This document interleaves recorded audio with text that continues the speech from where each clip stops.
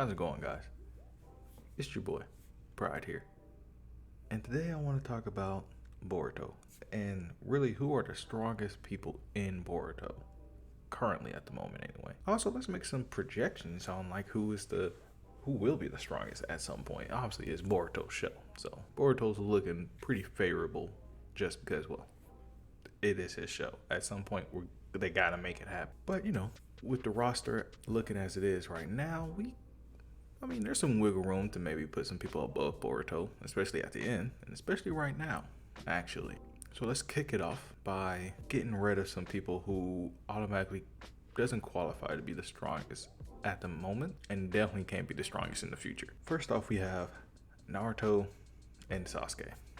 They definitely cannot be the strongest in the future, and from the looks of things, they're probably not the strongest right now, actually. Let's talk about why Naruto doesn't meet the standards anymore anyway. At one point he was the strongest, 100% without doubt. I think very few people, even on the roster right now, can meet the strength that Naruto at least had.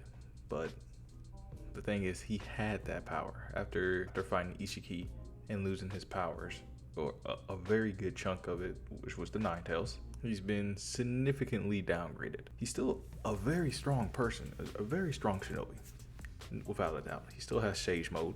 He's still genetically blessed. Rasengan, a crap ton of chakra, stronger than your average dude base. All because he's a Uzumaki, and both his parents were pretty amazing shinobi in of themselves, and he got a good majority of that passed down onto him. However, losing the Nine Tails, which was the strongest tailed beast at the time, which made Naruto pretty much the strongest Jinchuriki because he had the greatest link with his tail beast, pretty much making him probably the strongest Jinchuriki, period. Obviously with just one tailed beast. And also the fact that he had like a semi-link with all the other tailed beasts at the same time. Like he absorbed a little bit of all of them. Not all of them, but he got a little bit of something from everybody. And presumably he was able to keep some of that, mostly because he still had a connection with Kurama. But now Kuruma's gone, and as far as we know, for right now anyway, Kuruma's not coming back. Kurama did give Naruto a healing factor, greater strength, and pretty much boundless chakra on top of Naruto's already immense chakra that Naruto had at base. Suffice it to say, Naruto isn't what he used to be. He is very much weaker, even though he is still stronger than a lot of shinobi out there, and I do mean a lot of them. The rest of the people on this roster, Sasuke excluded, just have him beat with all the hacks and abilities and natural strength they also have. For that reason, Naruto can't be the strongest right now or in the future, unless the Nine Tails comes back, and even then, that's still questionable. But moving on to Sasuke Uchiha, the reason he's not the strongest at the moment, and he can't be in the future, is because he lost a very, very important part of his abilities. He lost the Rini Sharingan. Now, losing the Rini Sharingan is a very huge deal, seeing how a lot of things he did to throw his opponents off, especially in the later stages where there was moon people coming left and right at him. A lot of things he did, he kind of relied on the Rinnegan's abilities. Yes, he still had the Susanoo and all that, but the Rinnegan abilities, it helped him hold an edge in the fight. The constant teleportation, the ability to pretty much shift gravity, and he should also have the ability to absorb chakra and all that other good stuff. Like, he should have all the base powers of the Rinnegan. He just didn't use them as frequently, even though, again, he should have them. But, it doesn't matter, because recently he did lose the Rinnegan by Boruto being controlled by Momoshiki the same day that Naruto lost to Nine Tails. A good 2-for-1 deal that day on, nerfing.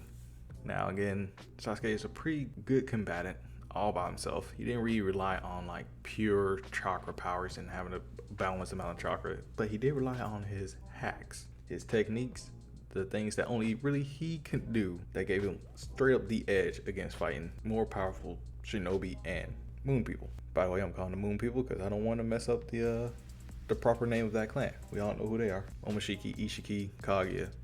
We all know who they are. Now, the reason I say that Sasuke severely disadvantaged, and I'm not gonna lie to you, I think he's weaker than Naruto at the moment, because Naruto still has a lot of chakra, and he still has Sage Mode, which is a huge, massive amp. It's comparable to at least releasing all 6 gates. Pretty much comparable to that. Maybe not 7th gate, definitely not 8th gate, but 100% is bare minimum a big increase all around to everything, including spiritual, which does make it better than Gates in a lot of other aspects, seeing how it boosts every aspect of yourself. And Sasuke doesn't have that. He doesn't have what Naruto has in terms of reserves of chakra, in terms of a better physique, in terms of hack abilities anymore. Naruto still knows how to use a lot of his jutsus. He still knows how to use Sage Mode. He can still cast multiple Shadow Clones. It's just limited, and he'll probably run out of steam way faster. Like, he probably can't last in a long fight anymore if he were to try to go at the pace he used to go. But Sasuke already had a hard time. Let's be honest, Sasuke already had a hard time lasting in a long fight. At some point, Sasuke did have the problem of running out of chakra. He is not gifted with a buttload of chakra. He has a lot of fine chakra control, but he doesn't have a crazy amount of chakra like Naruto does. But the thing with Sasuke was he was able to utilize his chakra in the best efficient way possible to the best of his capabilities. And now, sure, he doesn't have to spam, teleportation jutsus anymore, or use force pull Rinnegan style, but at the same time, it was carrying a lot of weight. And the way the dojutsus work in general, for the most part, I could be slightly wrong about this, but you're pretty much giving the impression that one eye is not as great as two eyes. Like, if you only have one Sharingan or one Rinnegan, it's not as good as having the full set. Unless you have the Rinne Sharingan and still have, one the other in the other eye. Then it's pretty much just as good, if not better.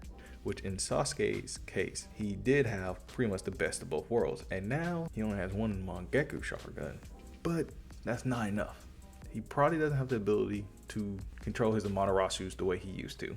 Doesn't have the Rinnegan powers, at least for right now. And all of those abilities that he does have left probably aren't working at their full capacity because he doesn't have the corresponding eye to help it, push past. So for all of those reasons, Sasuke is actually lower on the power scale than Naruto is. So let's move on to the next candidate for, the strongest. We have Boruto, and then we also have Kawaki. Now, obviously, Boruto and Kawaki are probably going to make it to the future to be the strongest around. It's pretty much their show. The authors are writing narratively why they are getting stronger and, room to grow if they get the time to do it. So obviously, at some point, Boruto and Kawaki are going to make it to the end, especially since we saw, the little flash of the future in the very first episode of Boruto. However, I don't think they're the strongest now in comparative to the last three contenders. Mostly because both of them just now got the newfound powers, respectively, of the moon people in their genes. Boruto has Momoshiki cells all converted into his cells. Now Boruto has all of Momoshiki powers and his strength, pretty much. And the same for Kawaki, except, Kawaki's was done a little bit differently. And he has, it seems to have even more control of Ishiki's powers than Boruto has control of Momoshiki's power. But it's still massively amped. They're still massively strong. And for right now, for what I'm seeing, if Boruto or Kawaki were to fight Naruto and seriously fight him, I think Naruto would be pretty hard pressed. If anything, I think Naruto will only win because he has more experience than them. And he's probably a better fighter, but they're quickly catching up to that gap of experience and are showing that they can outdo that gap of experience with almost enough power. At some point, power does kind of beat it out if you know what you're doing. And Boruto and Kawaki are both really smart, so they know what they're doing. So Boruto and Kawaki, pretty up there, but these last three people, they're something else. I don't know how they're gonna lose, especially this one person who I think is the strongest right now. I don't know how they're gonna lose. I have no clue. I have no idea. And it's not just strength wise, you have to beat certain requirements. You have to meet a certain criteria in order to make beating him possible. So let's move on up to Code. Now, Code is interesting. He's not like Kawaki or Boruto, really. Well, he kind of is. For he also has, Ishiki kind of residue in him. But because his karma is of a lesser degree, it's not really all that great in comparison to Boruto or Kawaki's. But he was designed to be better than Jigen. And Jigen gave Naruto a run for his money a little bit. And also gave Sasuke a run for his money. And Code is base stronger than Jigen. So right now, that kind of makes him almost comparative to Naruto, at least in Sage mode, or at least before Sage mode. That makes him pretty comparable to Naruto.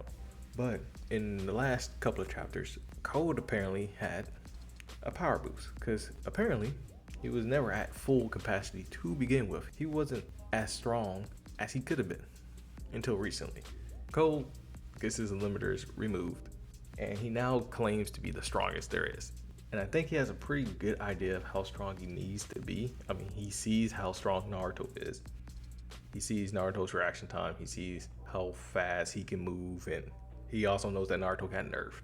And he also knew kinda how strong Naruto and Sasuke were. Again, this is a dude that was base stronger than Jigen, and he knows that Naruto was able to beat a powered up Jigen. So he knows how strong you will have to be to do that. But he also knows that Naruto isn't that strong anymore. So to say that he's better than Naruto and Sasuke and could probably beat them no problem, I mean, it's not a ridiculous claim, to be honest. And he could probably also beat Boruto and Kawaki at the same time right now as they are. So he's pretty strong, but the next two people are even worse. We have Ada, and she is something. First off, she is also stronger than Jigen, at least in hand-to-hand combat, taijutsu. Again, Jigen was top dog, and then Ishiki was the topper dog. And now we got at least 3 to 4 people who are all base better than Jigen starting out the game. So Ada has that going for her. She apparently doesn't know much of any other jutsus besides taijutsu. She's apparently not good at all the other stuff, but she knows how to throw the hands. But she doesn't really need to, because she has 2 more abilities. One that's super passive, and the other one that she can activate anytime she wants. She has clairvoyance, which allows her to see anywhere at any time, as long as it's not in the spiritual realm or the mental realm, pretty much in your mind or where you train with the animals to get sage mode. She can't see those places, but if you were to go to another dimension, aka like Obito or Boruto does, she could probably see in there. She can also see into the past. Now, she can only see into the past all the way up until her birth. So anything before she was born, free reign. Anything after she was born, blink. Can't do it at all. Now, her other ability is the ability to enthrall people, pretty much on a subconscious level. How it works is, if you're like in a certain proximity of her, let's say a room or maybe a little bit bigger than a room, her ability starts working on you passively. She has no control over this. It takes no chakra. It just happens. It's like an aura of hers. You walk into a radius, wherever that radius is, you are now affected. And the longer you're in it, the more enthralled you are. It works on a subconscious level. It starts off with, you now can't directly hurt her once it starts working on you. And you also can't directly disobey her to a degree. It only works on everybody that is not related to her and is not a moon person. So we know it doesn't work on Kawaki and it doesn't work on Boruto. They're automatically full moon people at this point. They're part of the clan. So those are the only 2 things. You gotta be related to her, or you gotta be part of the clan in order for her ability to not work on you. Everybody else, there is no resistance to this thing. It happens. And if you try to refuse her or try to hurt her, not only will you still not be able to do it, but it can cause brain damage the more you try to go against the need to do what she says or to not hurt her. The more you try to go against the grain, it's only gonna mess you up. So that's pretty much what she got. I'm not gonna lie, she's a pretty tough cookie to beat. It's pretty much up to Boruto, Kawaki, maybe even Code. Who knows? Code can get there one day too. So it's up to all of them, pretty much. Oh, and her brother Damon, who she already claims is the only person alive who's not part of the Moon Clan that can beat her and kill her. He's the only person. And the reason for that is he, again, just like with Code and Ada, Damon's also base stronger than Jigen, and he is pretty good at taijutsu and sneaking around. He's pretty quick on his feet, pretty good at taijutsu. He's a strong little cookie, and he has, so far, only one ability. Not gonna lie to you, it's pretty much the only one you really need. There's a couple of caveats to this ability. It only works under certain things. It only works if he's holding on to somebody. Like he can't just be by himself. for this ability to work. He actually does really rely on another person being in contact with. Now, he doesn't have to be in contact with the person that this ability is working on in order for this ability to work. He has the ability to pretty much reflect an opponent's attack back to them. Again, it only works if he's holding on to somebody else with his hands. Like, he has to be touching somebody with his bare hands. But he doesn't have to be aware of who's doing this. Like, it works without intent or awareness, just like Ada is passive. It just happened. Now, going from the little fight scene between Code and Damon, Code had his own attack reflected back to him, but Code didn't die from it. The attack stopped before it did any lasting damage to Code himself. And then everybody realized that Code just tried to attack Damon. Damon reveals the fact that he didn't need that ability in the first place. And again, Code just removed his limiter. So he's on a new high, he's on a new path. He seemingly just out of the blue became the strongest in the world, known world, just now. And immediately it got power crept because Damon beat his ass. Like, we're just gonna call it what it is. Damon curb stomped that dude to the ground and left nothing there. Completely humiliated Cole in a big way. So now we got Damon, who I'm gonna say, until Boruto and Kawaki get to that stage, I'm gonna say Damon's the strongest dude around. And not only that, if he's with his sister and they stay in contact with each other, there's essentially nothing anyone can really do against them. Her ability wouldn't work on Boruto and Kawaki, or maybe Code in the future, but Damon's ability apparently has no downsides besides the fact that he has to be touching somebody. And again, he's just naturally stronger than everybody. He's faster, stronger, and more skilled. He's far superior in taijutsu than Jigen was. Far superior. Probably the strongest at taijutsu out of all the creations that Amato made.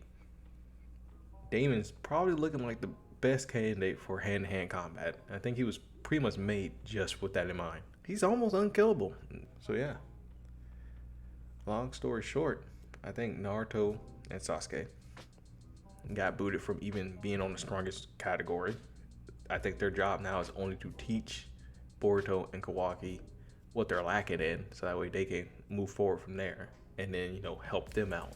Code is looking like he might be the big bad guy, but then at the same time, Damon and Ada seems to be the most problematic people out there. So, Code might be able to do something. He's going to go do stuff and figure some stuff out. But right now, at the moment, Ada and Damon, they're pretty much reigning supreme over everybody. You gotta do a lot of things to beat them. You gotta do a lot of things to beat them. So yeah, that's it. If you made it to the end, leave a comment saying if you disagree or agree to my assessments, or you think that somebody else in general is even better than everybody so far. And if you liked it, leave a like. New to all of this, but every day we try to get better. It's a learning curve, but we're figuring it out. But until next time, breeze.